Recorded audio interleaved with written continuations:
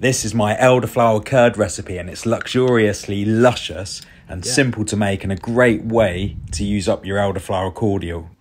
I'm going to make some elderflower pancakes to serve this with, but it's delicious on toast or even with a Victoria sponge.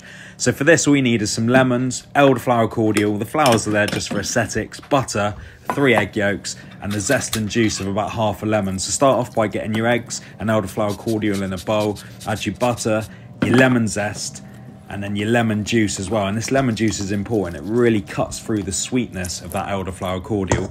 Once it's done, pop it over a pan of simmering water and just whisk it until eventually the butter will start to dissolve. I always do the all-in-one method for my curds.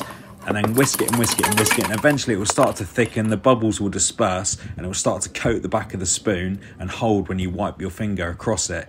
Pop it into a jar, pop a lid on, and keep it refrigerated. It will last for about a week, but if you haven't eaten it by then, there's something wrong with you.